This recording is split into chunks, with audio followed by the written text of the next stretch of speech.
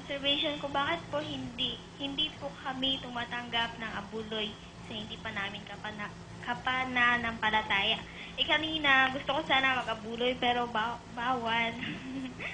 Yun ay yung observation ko, bakit po hindi? Bakit po bawal? Bakit hindi kami tumatanggap ng abuloy sa hindi namin kapananampalataya? Kasi ganun ang sabi sa Biblia. Sa 3 Juan 7, babasahin po natin. Sapagkat dahil sa pangalan ay nangagsiyaon sila na walang kinuhang anuman sa mga hentil. Tingnan niyo yung mga unang Kristiyano, hindi sila kumukuha ng anuman sa mga hintil lang. Ibig sabihin, yung hindi pa sumasampalataya, yung mga hintil, hindi sila kumukuha kahit anuman. Dapat ipangaral ang Biblia na walang bayad. Kaya pumunta kayo dyan, makarinig kayo ng pangangaral namin, dapat walang anumang kaming kukuhanin sa inyo. Ngayon, kung gusto nyong makatulong, salamat po sa inyo. Kaya lang, bawal ng Diyos yun. Alam mo, yung pagtulong sa gawaing Pampanginoon Diyos, isang bagay na sagrado yan, kapatid.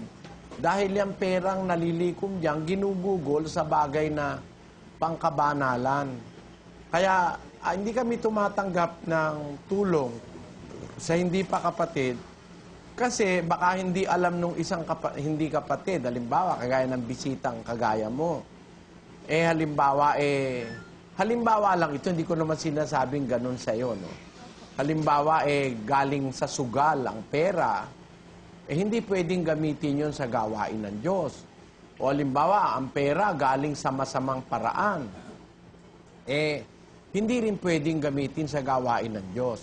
Kaya para makatiyak kami na ang pera na itinutulong, bawat sentimo ay isang uri ng salapi na nanggaling sa mabuting kaparaanan ng paghahanap buhay, ginagawa namin ay dinodoktrinahan muna ang tao. Pagkatapos na madoktrinahan, tinuturuan ng aral, saka binobautismuhan. Pagka nabautismuhan ka na, alam mo na kung ano yung pera na pwede mong gamiting pangtulong sa gawain ng Diyos. Kasi nga, yung gawain ng Diyos ay isang gawaing sagrado, kaya ang pagtulong dyan ay bagay ding sagrado, kapatid. Bagay na banal din, na dapat nating gawing itratong bagay na maselan. Pagka halimbawa, kahit na anong pera na lang itutulong natin, ay hindi payag ang Diyos doon. Meron kasing perang galing sa masama. Pag inihandog mo yun sa Diyos, hindi tatanggapin ng Diyos yun. Pakinggan mo sa 15:8 ng Kawikaan. Ang hain ng masama ay kasuklam-suklam sa Panginoon, ngunit ang dalangin ng matuwid ay kaniyang kaluguran. Ayan, ang hain ng masama, ang wika ng Biblia, kasuklam-suklam sa Panginoon. So kung halimbawa, ang naghahain, mali yung kanyang paraan, at hindi siya matuwid sa harap ng Diyos, imbis na ang Diyos ay matuwa, nasusuklam pa. Pero hindi namin sinasabing ikaw yan, kapatid.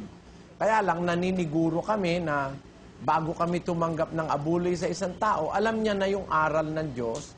Kaya kailangan madoktrinahan, maanib muna, mabautismuhan, saka siya pwedeng mag-abuloy. Pero hanggang bisita, hindi pa po pwede. Yan po yan, kapatid.